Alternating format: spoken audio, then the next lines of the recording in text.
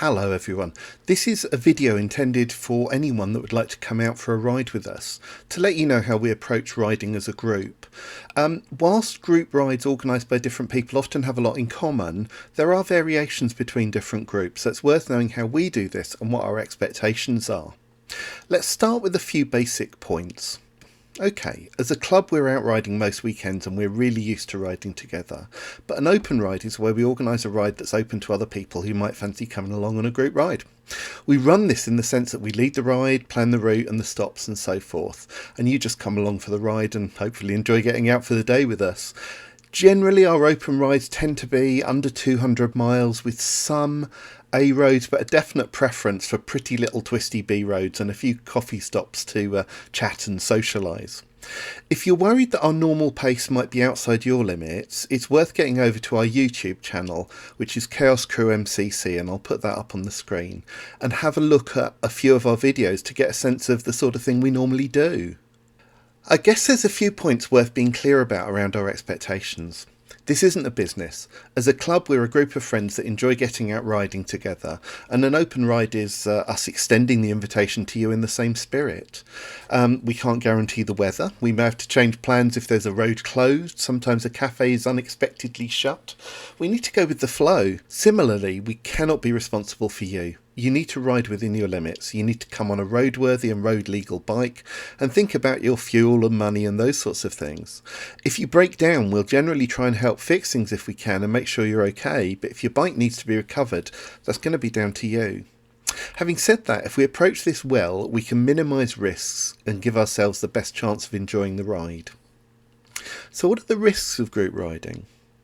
Probably the biggest potential risk here is that, as a simple statistic, group rides lead to more accidents than riding solo.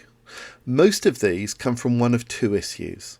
The first is bikes colliding through inattention, which is why we'll be talking about riding formation and how we structure that to give ourselves the greatest safety.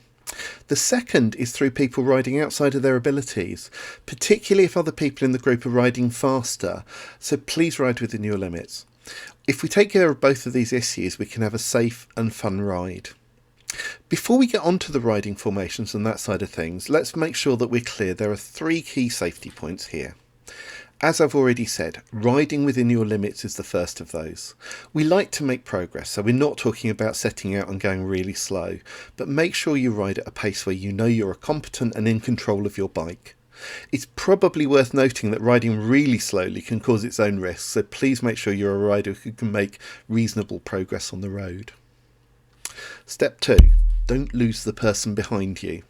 It's really important, if we're going to keep everyone together, that everyone concentrates more on keeping the person behind them in sight than the person ahead.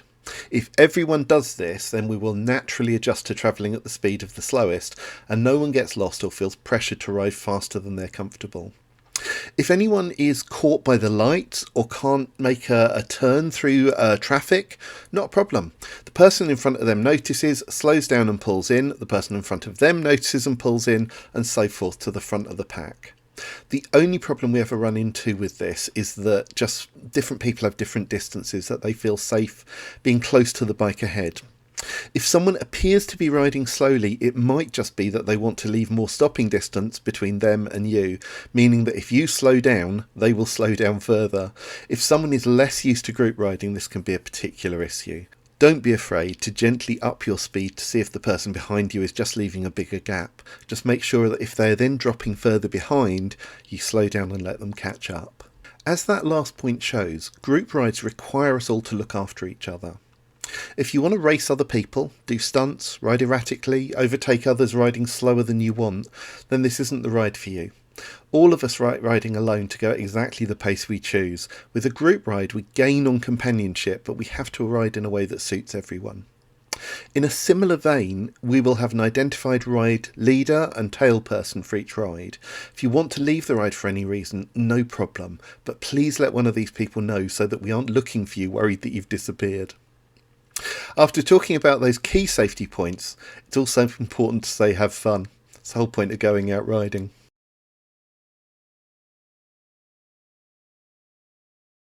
When we ride on more open roads and sweeping bends, we ride in the staggered formation.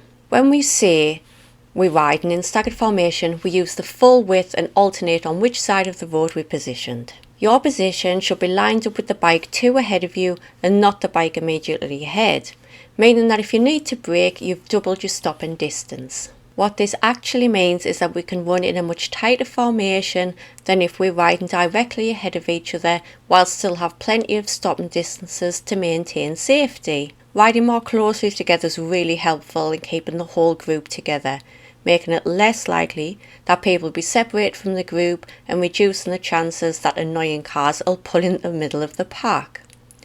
It's really helpful when approaching the junctions and traffic lights, as it increases the chance that we can all pull out together and not be separated. While this formation is really useful, you still have to pay attention and take responsibility for riding safely as an individual. For instance, it's really important that your front wheel never overlaps the back of the bike in front in case either of you need to swerve to avoid something on the road. One of the questions that always comes up is, what is a safe distance between you and the bike ahead? Stopping distance is massively dependent on speed, so it isn't helpful to give a set distance. The guideline that turns up in most of the books around driving suggests the 2-second rule as a safe distance. Braking reaction times on a motorcycle are a lot faster than those of a car. It's probably not a bad starting point though. Obviously, this is dependent on the condition of the road and of the weather. Be aware, if you're the second person on the ride leader may well need some more space, as they're likely to use more of the road to check out the road ahead, particularly on the bends. Just maintain your position on the inside of the road and everyone else will fit around you. Having talked about the uses of staggered riding formation, it's worth being aware of its limitations.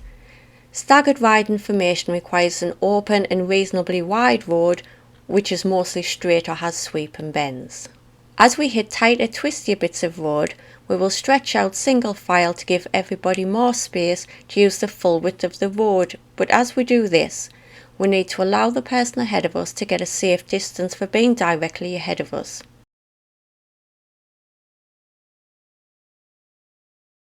So, in our formation, we're now coming towards some twisties, left, right bends, the ones that we all like. And what you'll see there is we will naturally sort of move into a different formation. We'll open up to sort of single file. We'll open up the gaps between the bikes, and the reasons we do this are going to tighter corners. We'll need to pick a line that suits ourselves, the conditions, and also the sort of surface of the road. So for example, if you're into a road that's got potholes on it, staying in formation isn't the best thing to do. If there's rubbish on the road, whatever, roadkill, it's much better that people can pick their own lines. The other thing that will tell you that you come into this are the hazard lines on the road, which will naturally change from a short white line with a long gap into a long white line with a short gap. That's telling you there's a hazard coming up, and it's something that's really useful. At that point, we'll be looking to pick our own line, and again, this is up to everybody to pick their own line, and this is sort of based on sort of visibility and also the types of corners that you're on. So if, for example, you're going to a right hand bend, you may well see bikes moving across to the left hand side. It gives you the bigger view around the corner, and also if you're using limit points, it's much better. So the limit point is a distance that you can see as far as the road travels. Once the road comes to an end, that's the limit point. That's the bit. Now if that point is moving towards you, you're really looking at slowing down, rolling off the throttle, a little bit of brake, whatever. If that point's remaining the same, you can probably maintain the speed that you're at safely, and once that point's moving away, that's when you can start to open the bike up, accelerate, positive throttle, use that to get yourself through the corner. And if that doesn't mean anything to you, or you'd like to know more about it, probably the best thing is to get further training, maybe advanced training with maybe ROSPA, IAM, or a bike safe course with the police. Okay, so once we've negotiated the twisty bits, we've got through those, the road's going to settle down, become a bit straighter for a period of time. We will naturally go back into a formation, and it's something that you'll see us do. There are no signs, nobody puts their arm up, nobody says we're doing this or the other. It happens quite naturally once we're aware that we're into a section of road, or we can do that quite effectively.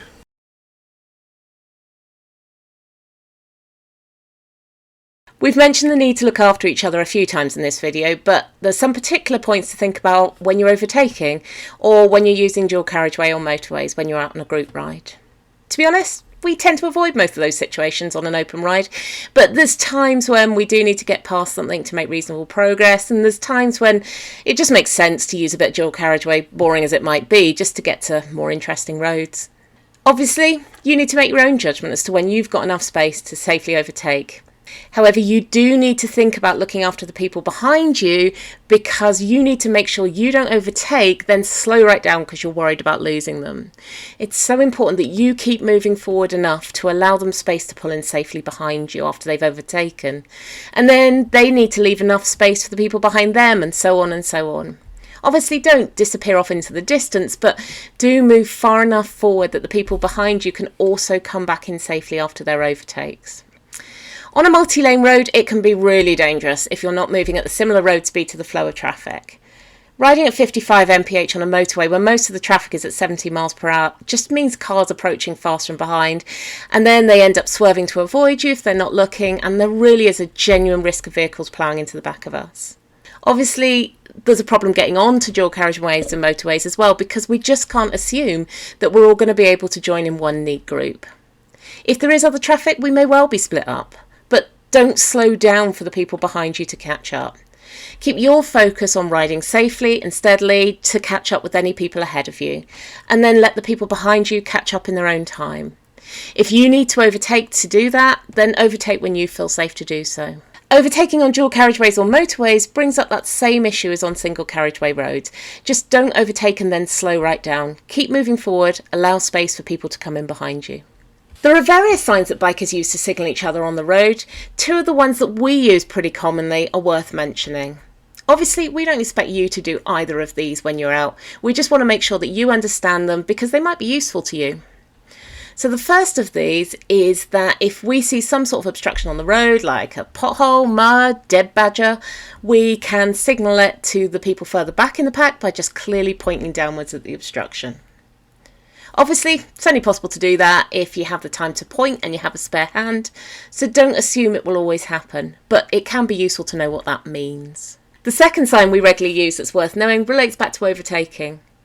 If we've overtaken and we can see the road ahead is clear, we'll stay in the opposite lane for a time to show the person behind that there's still clear road. It can be really helpful because the person who's just overtaken is obviously going to have much better visibility than the person who's getting ready to overtake. So it makes it a lot easier for them to get out, particularly when visibility is a little bit limited. This sign's useful to know, but obviously it doesn't take away the need for you to make sure you're safe when you're overtaking.